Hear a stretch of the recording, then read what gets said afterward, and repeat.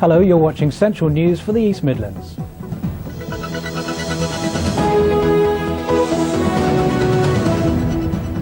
Good evening. The judge at Leicester Crown Court said it was a prolonged and brutal attack on a mentally ill woman as she slept. Sean Wilson was sentenced to life behind bars today for the murder of Joanne Butler. The 38-year-old woman was found beaten to death in her burnt-out flat last January. Wilson's 14-year-old accomplice was also given a life sentence for his part in the murder. Gareth Owen reports.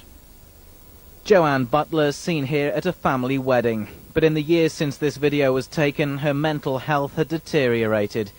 By the time she moved into this flat in Earl Shilton in 2005, she was in a bad way, living in squalor, paranoid and aggressive to her neighbours. At around the same time, Sean Wilson moved into the downstairs flat. He also had mental health problems and had even tried to book himself into a psychiatric unit. He was prone to flying into violent rages and simply couldn't cope with Joanne's own mental health issues. On the 3rd of January this year, drunk on cider and high on drugs, he snapped. Shortly after watching the movie Kill Bill, he violently murdered Joanne. They took Joe's life and they've ruined all of my family's life, and they should be put away for life. It's just absolute and utter horror how people can be so barbaric. Can't find the words, it's just unbelievable. You know, you see it on the television, you know, other people obviously go through these things, and yeah, you understand, think, oh, that must be awful. But until you're in the middle of it, you just can't take it in. Sentencing Wilson to life in prison at Leicester Crown Court today, Judge Michael Pert described the attack as prolonged and brutal. He told Wilson he'd serve a minimum of 12.5 years in jail. The 14-year-old boy also received a life term. He'll have to serve a minimum of 9 years. Police say around 300 motorists could have lost more than £500,000 at 3 garages in the East Midlands. Fraudsters copied the material from the magnetic strip on credit and debit cards of unsuspecting customers in Peterborough. They then used the information to clone the cards and spent the money all around the world. 3 people were arrested but have not been charged and have been released on police bail.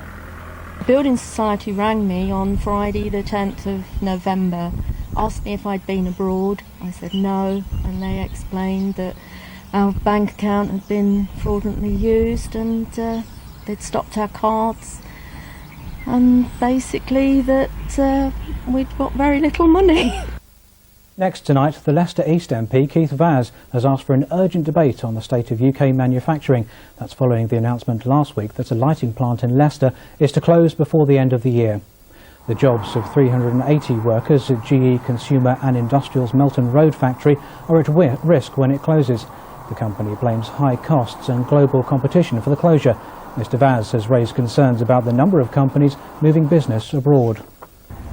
A doctor's surgery in Nottinghamshire that's been plagued by teenagers is using an electronic device to drive them away. The mosquito box, which emits a shrill noise only audible to young people, has been installed at Selston Health Centre. The area has experienced persistent problems with vandalism and rowdy behaviour. An air rifle was even fired at the surgery. Today, teenagers from a local school agreed to give the new device a test run. It's really high pitched. It's like somebody's scraping the nails down a blackboard, and it starts to really ring in your ears and make them go a bit numb. It would really get on your nerves. So for me, I'd just naturally move away from it. It is a bit like mosquitoes, but it sounds like you're in France or whatever, and just in a tent, and it's not bothering me really. Thieves have stolen a pet donkey from its stable at Hungerton in Leicestershire. Lottie, who's 18, was taken while her owners were just yards away watching television. There's a growing trade in smuggling the animals out of the country and then selling them for meat in southern and eastern Europe. A reward is being offered for her safe return. Lottie's owners say they're devastated. I didn't believe my mum at first. I was really shocked, and then I just cried a lot. So it's where she belongs, and she just needs to come home. It's not fair that someone's taken her. No, please bring her home. That's all we want. OK, well, let's hope they get some good news soon. Time now for a look at the weather forecast. Here's Emma.